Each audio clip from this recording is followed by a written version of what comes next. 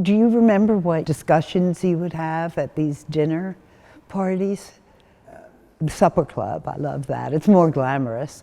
This is the dinner that I remember most, particularly because aside from coming into this fascinating, intelligent, handsome, living artist, he had a huge cage, I would say from floor to ceiling. So this lovely person, I think of animals as people, could not climb out.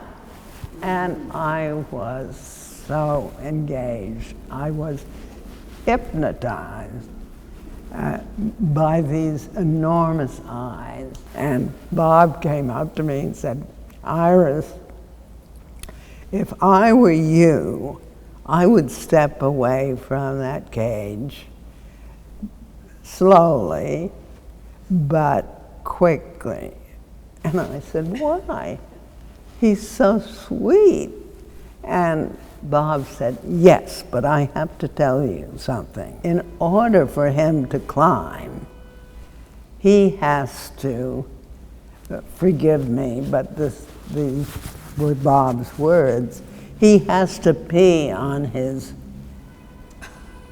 I said, "fingers?" And Bob said, "Yes.